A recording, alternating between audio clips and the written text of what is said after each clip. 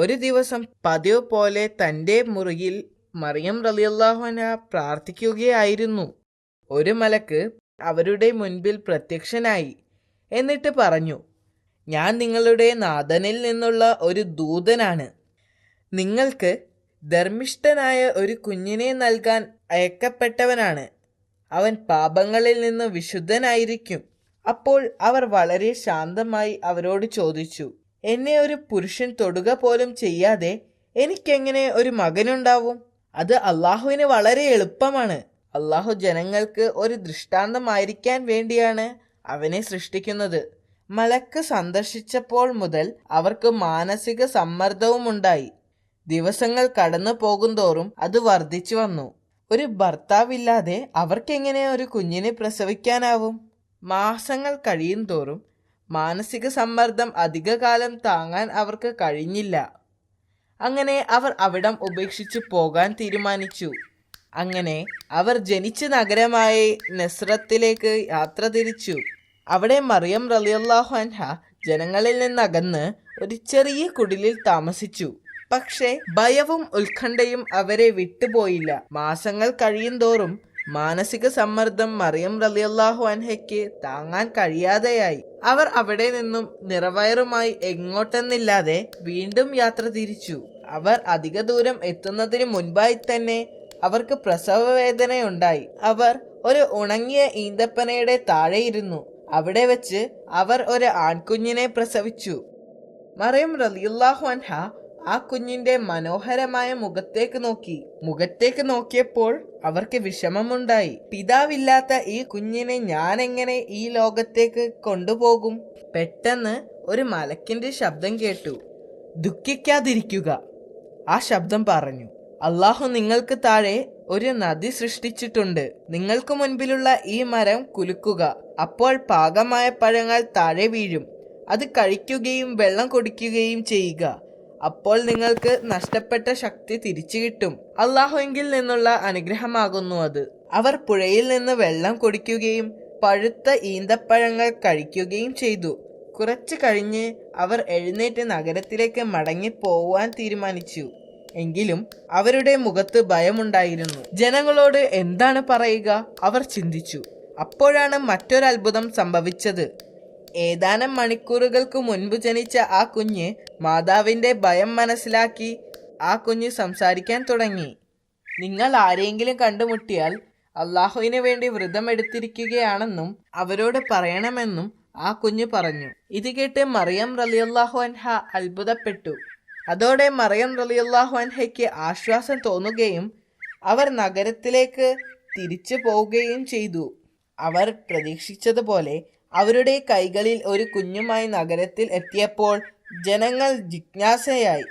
അവർ അവരോട് ദേഷ്യപ്പെട്ടു. നിങ്ങൾ ഒരു വലിയ പാപം ചെയ്തിരിക്കുന്നു. ജനങ്ങൾ അവരെ ശാസിച്ചു.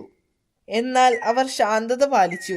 അവരുടെ വിരൽ ചുണ്ടുകളിൽ വെച്ച് അവർക്ക് സംസാരിക്കാൻ കഴിയില്ലെന്ന് ആംഗ്യ ഭാഷയിലൂടെ കുഞ്ഞിനെ ചൂണ്ടിക്കൊണ്ട് പറഞ്ഞു. ജനങ്ങൾ രോഷാകുലരായി. ഞങ്ങൾ എങ്ങനെ ഈ കുഞ്ഞിനോട് സംസാരിക്കും? കുട്ടി സംസാരിക്കാൻ തുടങ്ങിയപ്പോൾ ജനങ്ങൾ അമ്പരന്നു. ഞാൻ ദൈവത്തിൻ്റെ അടിമയാണ്. അള്ളാഹു എനിക്ക് വേദഗ്രന്ഥം നൽകുകയും എന്നെ അവൻ പ്രവാചകനാക്കുകയും ചെയ്തിരിക്കുന്നു. കുഞ്ഞ് സംസാരിച്ചു കൊണ്ടിരുന്നപ്പോൾ ആളുകൾ ആശ്ചര്യത്തോടെ നോക്കിയിരുന്നു. ഇതൊരു അസാധാരണ കുഞ്ഞാണെന്നും ഇത് അള്ളാഹുവിൻ്റെ ശക്തിയാണെന്നും ആളുകൾ മനസ്സിലാക്കി. ഇതറിഞ്ഞ് ജൂത പുരോഹിതന്മാർക്ക് ആ കുഞ്ഞ് ജീവിച്ചിരിക്കുന്നത് അപകടമാണെന്ന് അവർ മനസ്സിലാക്കി. ആളുകളെല്ലാം അള്ളാഹുവിനെ ആരാധിക്കാൻ തുടങ്ങുകയും അത് അവരുടെ നിലനിൽപ്പിന് ഭീഷണിയാകുമെന്നും അവർ ഭയപ്പെട്ടു. ഈസാ നബി വളരുന്നതിനനുസരിച്ച് അദ്ദേഹത്തിന്റെ പ്രവചന ശക്തിയും വളർന്നു. അത്താഴത്തിന് അദ്ദേഹത്തിന്റെ കൂട്ടുകാർ എന്താണ് ഭക്ഷണം കഴിക്കാൻ പോകുന്നത് എന്നും അവർ ഒളിച്ചു വച്ചിരിക്കുന്നത് എവിടെയാണെന്നും അദ്ദേഹത്തിന് പറയാൻ കഴിയുമായിരുന്നു. അദ്ദേഹത്തിന് 12 വയസ്സുള്ളപ്പോൾ അദ്ദേഹം തൻ്റെ മാതാവിനോടൊപ്പം ജെറുസലേമിലേക്ക് പോയി. അവർ അവിടെ ഒരു പ്രാർത്ഥനാലയത്തിൽ എത്തിയപ്പോൾ മറിയം റളിയല്ലാഹു അൻഹയുടെ പിടിവിട്ട് ഈസാ നബി അവിടെ ചുറ്റിത്തിരിഞ്ഞു. അവിടെ കുറെ ആളുകൾ ഒരു പുരോഹിതന്റെ പ്രഭാഷണം കേൾക്കുകയായിരുന്നു.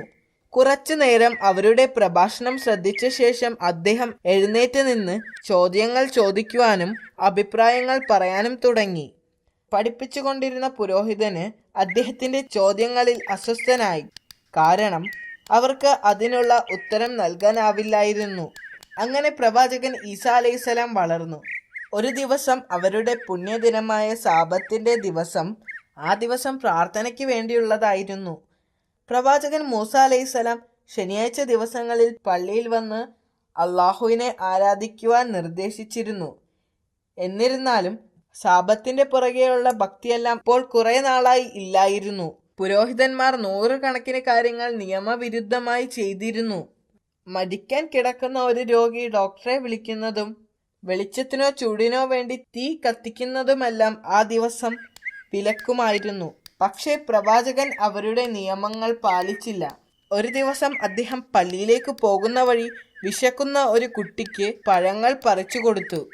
ഇത് കണ്ട പുരോഹിതന്മാർ ദേഷ്യം കൊണ്ട് മുഖം ചുളിച്ചു. അത് സാബത്തിന്റെ നിയമത്തിന് എതിരായിരുന്നു. വൃദ്ധയായ ഒരു സ്ത്രീക്ക് തണുപ്പിൽ നിന്ന് രക്ഷ നേടാൻ അദ്ദേഹം തീ കത്തിച്ചു കൊടുത്തു. ഇത് സാബത്തിന്റെ നിയമത്തിന് എതിരായിരുന്നു. ഒടുവിൽ പ്രവാചകൻ ആരാധനാലയത്തിൽ എത്തിയപ്പോൾ അമ്പരന്നുപോയി. 20,000-ത്തിലധികം പുരോഹിതന്മാർ അതിനകത്തുണ്ടായിരുന്നു. എല്ലാവരും ആരാധനാലയത്തിൽ നിന്ന് മാത്രം സമ്പാദിച്ച് ജീവിക്കുന്നവരായിരുന്നു. സന്ദർശകരെക്കാൾ കൂടുതൽ പുരോഹിതന്മാരാണെന്നറിഞ്ഞപ്പോൾ പ്രവാചകൻ അത്ഭുതപ്പെട്ടു. അവിടമാകെ ആടുകളെ കൊണ്ടും പ്രാവുകളെ കൊണ്ടും നിറഞ്ഞിരുന്നു. അത് ജനങ്ങൾക്ക് വിൽക്കാൻ വച്ചിരുന്നതായിരുന്നു. പുറത്ത് ആയിരക്കണക്കിന് ആളുകൾ പട്ടിണി കിടക്കുമ്പോൾ